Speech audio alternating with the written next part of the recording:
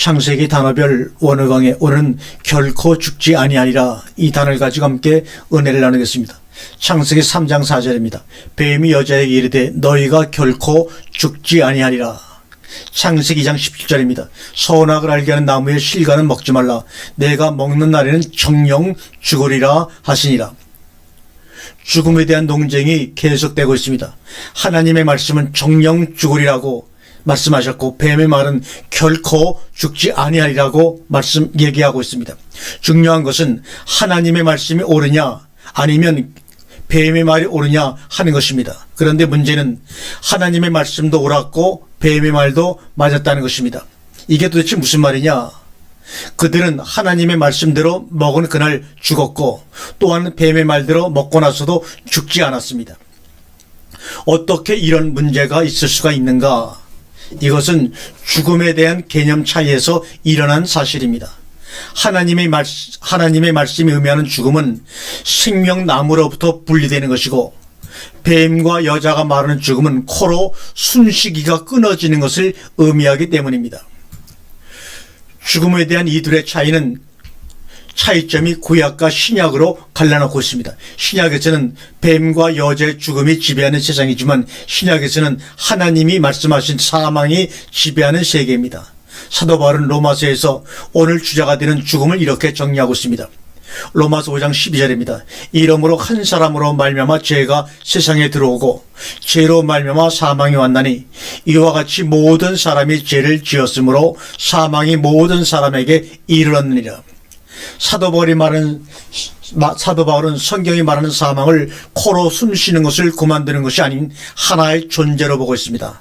한 사람으로 말미암아 죄라는 존재가 세상에 들어오고, 그 죄로 말미암아 사망이 오게 되어 그리하여 모든 사람이 범죄하게 되므로 사망이 모든 사람에게 이르게 되었느니라고 하므로, 사망은 어느 날 들이닥치는 강도와 같은 그런 죽음이 아닌 정정당당히 임재하고 자정하며 그리하여 왕노릇까지 하게 되는 엄명한 존재라는 사실입니다. 로마서 5장 14절에 그러나 아담으로부터 모세까지 아담의 범죄와 같은 죄를 짓지 아니한 자들 외에도 사망이 왕노릇하였나니 아담은 오실 자의 표상이라. 사망의 존재이므로 왕노릇할 수 있었던 것 같이 생명도 존재이므로 왕노릇할 수 있습니다. 생명은 사망을 이길 수 있으므로 더욱더 왕이 되실 수가 있습니다. 요한복음 11장은 사망과 생명의 대결에서 어떤 결과가 오는가를 극명하게 우리에게 보여주는 장면입니다. 11절과 14절 말씀을 읽겠습니다. 이 말씀을 하신 후에 또 가라사대 우리 친구 나사로가 잠들었도다. 그러나 내가 깨우러 가노라. 제자들이 가로되 주여 잠들었으면 낫겠나이다 하더라. 예수는 그의 죽음을 가리켜 말씀하신 것이나 저희는 잠들어 쉬는 것을 가리켜 말씀하신 줄을 생각하는지라. 이에 예수께서 밝히 이르시되 나사로가 죽었느니라. 여기까지는 사망이 왕노릇하던 시대입니다. 그러나 사건은 거기서 끝나지 않습니다. 요한복음 11장 21절 이하에 마르다가 예수께 여짜오되 주께서 여기 계셨다면 내 오라비가 죽지 아니하였겠나이다. 그러나 나는 이제라도 주께서 무엇이든지 하나님께 구하시는 것을 하나님이 주실 줄 아나이다. 예수께서 가라사대 내 오라비가 다시 살리라. 마르다가 가로되 마지막 날 부활에는 다시 살 줄을 내가 아나이다. 여기까지는 신앙입니다. 신앙이란 하나님 말씀을 자기 자신이 어떻게 받아들이냐 하는 것이 중요합니다. 주님이 말씀하신 내 오라비가 다시 살리라 하신 말씀과 마지막 날 부활에는 다시 살 줄을 내가 아나이다의 차이점을 주님은 아시지만 마르다는 모릅니다. 그래서 주님은 이렇게 말씀하시죠. 11장 25절입니다. 예수께서 가라사대 나는 부활이요 생명이니 나를 믿는 자는 죽어도 살겠고 살아서 믿는 자는 영원히 죽지 아니하리라고 말씀합니다. 그럼에도 불구하고 마르다는 그 뜻을 이해하지 못하고 이렇게 당당히 대꾸하고 아무 일 없었다는 듯이 넘어갑니다. 27절과 28절입니다. 가로되 주여 그러하여다. 주는 그리스도시요 세상에 오시는 하나님의 아들이신 줄을 내가 믿나이다. 이 말하고 돌아가서 가만히 그 형제 마리아를 불러 가로되 성생님이 오셔서 너를 부르신다니. 사실과 신앙의 대립입니다. 고정관념적 신앙이 하나님을 얼마나 대적하는가를 다음 사건이 잘 나타내고 있습니다. 요한복음 11장 39절입니다. 예수께서 가라사대 돌을 옮겨 놓으라 하시니 그 죽은 자의 누이 마르다가 가로되 주여 죽은 지가 나흘이 되었음에 벌써 냄새가 나나이다.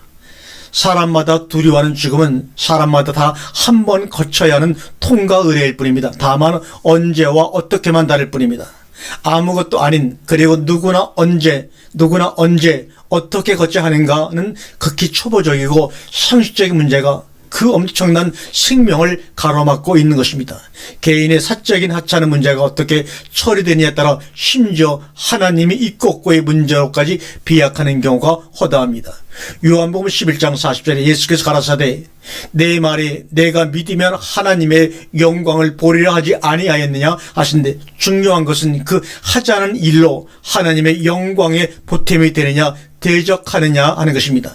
내가 믿으면 하나님의 영광을 보리라고 내가 내게 말하지 아니하였느냐. 지금 죽은 나사로가 다시 살아나는 것에 관심이 쏠리는 방국에 주님은 하나님의 영광에만 집중되어 있습니다. 왜냐하면 처음부터 주님의 관심은 하나님의 영광에 있었기 때문입니다.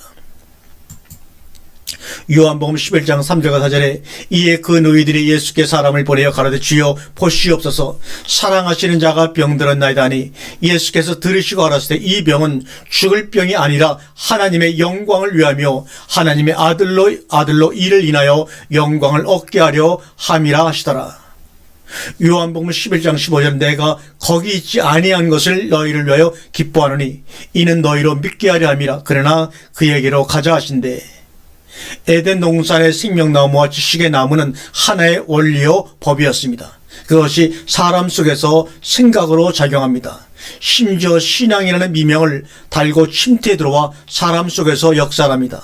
사도 바울은 로마서에서 생각의 작용이 어떤 결과를 가져오는가를 이렇게 결론 짓습니다. 로마서 8장 6절과 7절입니다. 육신의 생각은 사망이요 영의 생각은 생명과 평안이니라. 육신의 생각은 하나님과 원수가 되나니 이는 하나님의 법에 굴복지 아니할 뿐 아니라 할 수도 없습니다. 결국 성경이 말하는 구원이란 무엇을 말하는 것일까요? 로마 7장 24절에 오라는 곤고한 사람이로다. 이 사망의 몸에서 누가 나를 건져내랴. 로마서 8장 1절과 2절에는 그러므로 이제 그리스도 예수 안에 있는 자에게는 결코 정죄함이 없나니 이는 그리스도 예수 안에 있는 생명의 성령의 법이 죄와 사망의 법에서 너를 해방하였습니다. 최후에 이기는 자는 생명입니다. 아멘.